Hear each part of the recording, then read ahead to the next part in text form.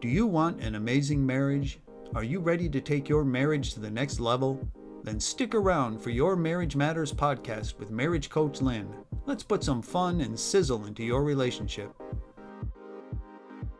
I can't wait to dive into this next series. I designed a series and titled it The Big Four. Perfect these and your marriage will be highly satisfying. The Big Four are forgiveness, friendship, honor, and honesty. The Big Four are more important than compatibility, communication skills, and a good sex life. Why? Because the Big Four reveal your character. They are a way of life and are directly linked to the way you treat each other.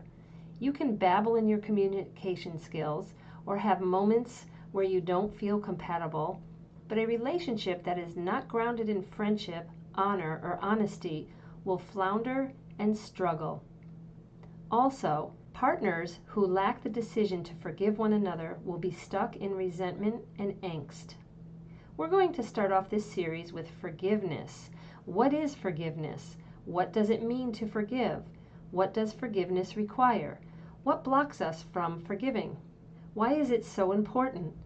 What happens if we refuse to forgive? How can forgiveness strengthen your life and set you free? First, what is forgiveness? Forgiveness is the act of the will which sets us free from resentment, hatred, and being stuck. Forgiveness is a deliberate choice, not a feeling or whim. It is first an act of the mind and then requires work of the emotions.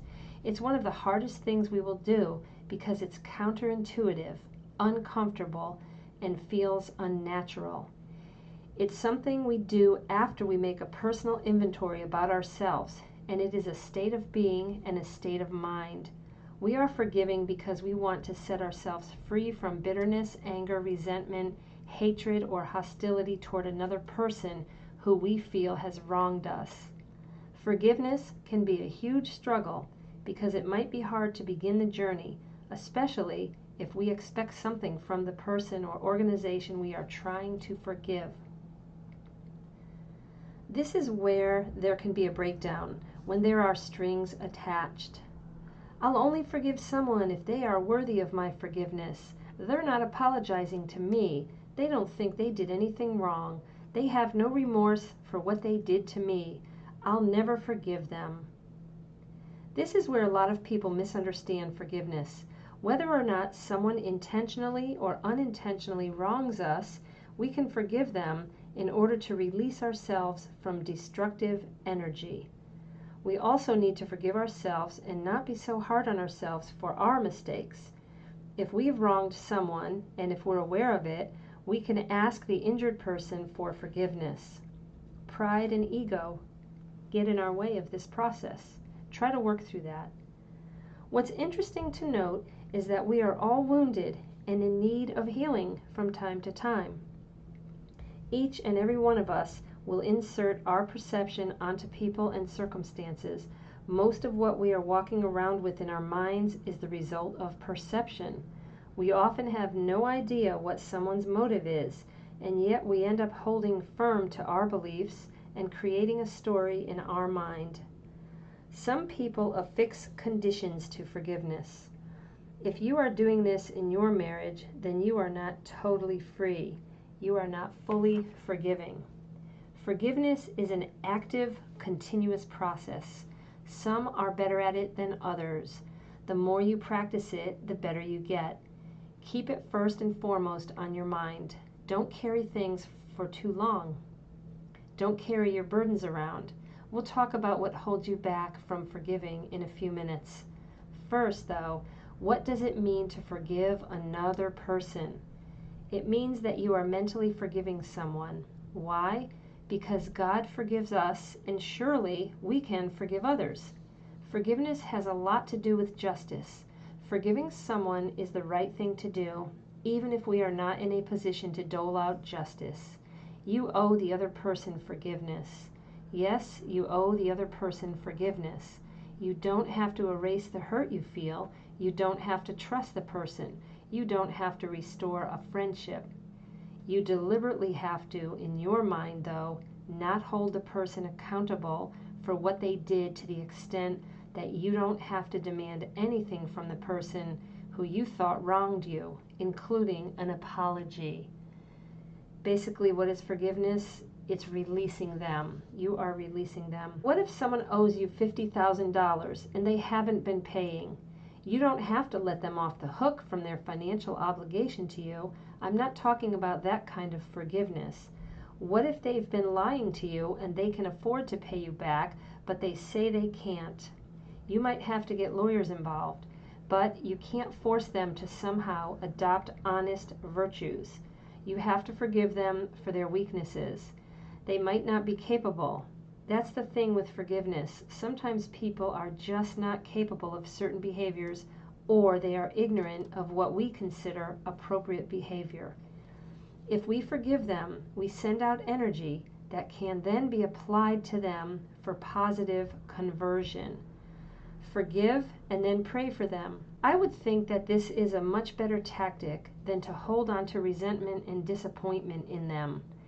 Imagine that they are in need of something and they wronged you because they are hurting or broken.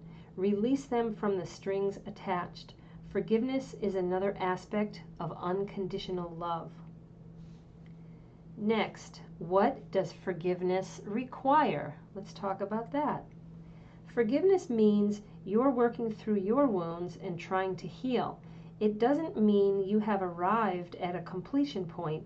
It means you have made the first move and are trying to free yourself and another from bondage and a negative mindset.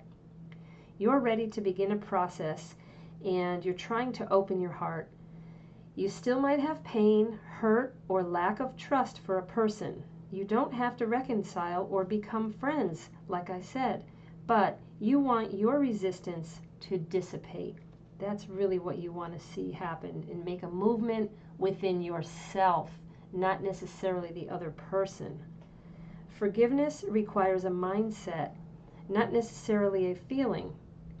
From my research, most authors and experts say that forgiveness is an act of the will, not emotion. But emotion becomes a part of the process.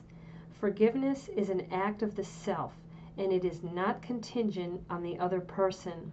You don't put conditions on the other person. You simply accept what happened and put yourself in a state of openness and willingness. Is it a struggle to forgive? Often, yes. I want to mention karma here. Many of us desire justice, that the person who wronged us will get what's coming. We need to transcend this desire as we work on a mature understanding and process of forgiveness. What I've noticed is that a lot of people will try to deal with forgiveness by avoiding the person or situation. They try to forget it. This is only a temporary fix. This could be called tolerance, but it is not truly love and kindness in action. Next thing we should talk about is, why is forgiveness important? When you forgive, you're healing yourself. You're working on your wounds. You are rising above the human pain. When you forgive, it doesn't mean you should stay in an abusive situation or let someone treat you poorly. Basically, when you forgive, the harm or wrongdoing that has been committed against us loses its power over us. We are not held hostage by our real or imagined mental constructs. I have to say that again. When we forgive, the harm caused against us loses its power. Yay, we can cure ourselves and choose to forgive. So I wonder if you've thought about forgiveness in these terms. What are some blocks to forgiveness? The first biggest block might be that we have hardened hearts. What if you discovered your husband was involved in a 6-month affair with a coworker? And previous to that, what if he had 2 affairs in the past and that you knew about it, you thought you've worked through it, and he told you he wouldn't do it again? Your heart might be hardened and you might not trust him, so you withhold working on forgiveness. What happens is that you hold firm to your resentment and victimization. If you continue on the path of anger, resentment, blame, and pity, you might manifest physical illness, such as high blood pressure, an eye-related disease, or even cancer. The way you see the situation is by putting pressure on him. As you work through your issues and see him begin to repair, it would be good for you to work on forgiveness of his weaknesses and poor decision making, and forgiveness in breaking the marital vow. It's really difficult. I mean, people who talk about forgiveness being easy, oh yes, I've forgiven, I don't know. I have a hard time really thinking that people say forgiveness comes easy to them. And remember, it's a process. So getting back to that example of a husband having an affair, if he does not change his ways and you conclude that you need to divorce, you will still need to work on forgiveness to free yourself. Divorce doesn't cure and erase everything. It only puts in motion something new. It is transitory, a new process for your life. Hardening of the heart could literally result in hardening of the arteries, heart problems, and breathing problems. Another blockage is one a lot of people don't talk about, but it has to do with conditioning and learned patterns. We might be afraid to forgive because we'll have to relinquish a way of being. That's right. Our identities are sometimes solidified. Maybe you've been labeled as a tough person who's become successful because of your toughness. Forgiveness involves vulnerability, humility, and a certain gentleness. This goes against your tough persona. You might be used to always winning and getting your way, and when you've been hurt, you might want to still be a tough person, but forgiveness requires gentleness. I did say it's an act of the will, but the emotions soon follow, and that gentleness and the humility will definitely be wrapped up in the forgiveness process. Don't be afraid to go out of your comfort zone and begin the forgiving process. You have a lot to lose by not forgiving and a lot to gain by forgiving. It's not always easy changing, so it's unfamiliar and uncomfortable. I get that. You might have pride and ego that are going to want to protect and fight against showing forgiveness. So don't be afraid to take the first move and to experiment with forgiveness. I think we can experiment with forgiveness every day in our lives, not just on the big things in life. Let's talk about what happens when we hang on to forgiveness. To summarize and repeat, we don't want resentment hanging around. We give too much energy to going over and over in our minds how someone wronged us. And also, you held on to too much energy if you're telling this friend and that friend the same story over and over about somebody who has wronged you. And what happens with us, though, is that our imaginations run wild. Forgive and move on. If we want peace of mind, we must have an inner conversion and open up our hearts. Our fellow man is wounded, imperfect, and hurting, and that could be the reason for their treatment against you. Don't have high standards for a weak person.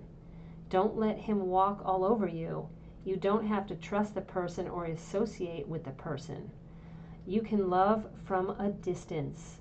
Let go and let God is what one of my friends says. Make forgiveness an ongoing process in your marriage. Continue to forgive yourself and your partner and watch your relationship thrive. Next week, we'll talk about friendship. Until next time, make your marriage